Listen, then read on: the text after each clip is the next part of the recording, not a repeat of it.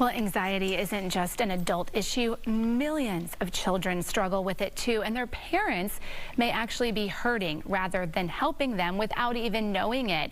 So thank goodness we have psychotherapist Mary Jo Rapini here to walk us through this. I told you right before the break, this segment is tailor-made for me, and I'm probably other parents out there as well. Some of these signs that you're creating anxiety in your kids, I never would have thought of. I know, because we just go about our days and we have so much to do. I think that's the main thing. So sometimes the messages we're giving our children make them anxious, and they can't talk about it because we're too busy telling them other things. Yes. Okay, so let's start with the list here. First up, you say, don't deny your own anxiety. Right. A lot of times, you know, parents will be anxious, but they won't talk about it. They'll kind of just medicate it on their own. But their child is picking it up, and then they're personalizing it and feeling it. So it's really important that you talk to your kids if you're really overly anxious and tell them, listen, I'm an adult, I'll handle it.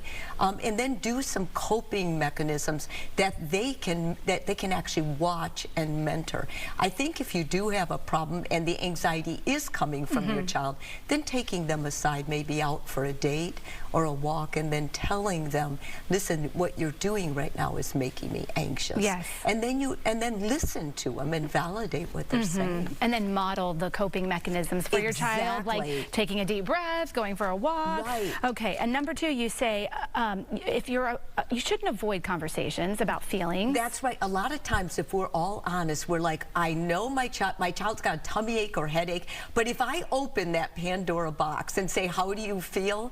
I don't have time for it. So basically, it's important that you do find a time when you listen to your child, validate what they feel. It doesn't mean you're going to give in. A lot of parents think, well, I don't want them to get their own way.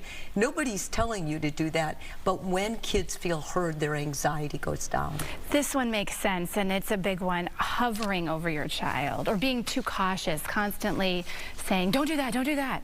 You'll see this in a lot of professionals' kids because they're trying to avert danger. So they're like, oh, don't do that, don't do that. Sure, I'm in the news business. I know what happens. I'm constantly telling them. Exactly. And so what the child ends up is being very fragile. They're afraid to take a risk. And we all know that part of being a kid is trying stuff and failing. How are you ever going to learn to ride a bike if your parents are hovering around you saying, oh, don't fall, don't fall. It's crazy. Failure is the best teacher sometimes. Right. Okay, number four, praising efforts without mentioning, praising results without mentioning the effort. Right. A lot of times parents hold their kids to a standard. If they win, the child gets, you know, a lot of praise.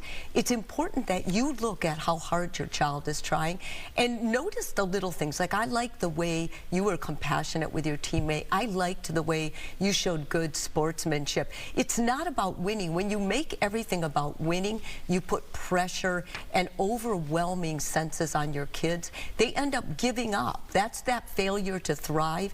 It starts here. All right, and Mary Jo, we're out of time, but I want to quickly go through the final two. No more wishy-washy parenting styles. Stay with it. Stick to the rules. Stick to the rules, whatever you say. And also make sure that you are actually listening. You gotta take time to listen, even if it's a walk. And don't ask 20 questions. When you ask a lot of questions, the kid's anxiety goes sky high. Okay. Have one or two and then get curious about it. Going. All right. Thank you, Mary Jo, so much. Great parenting advice, as always, to kick off the work week.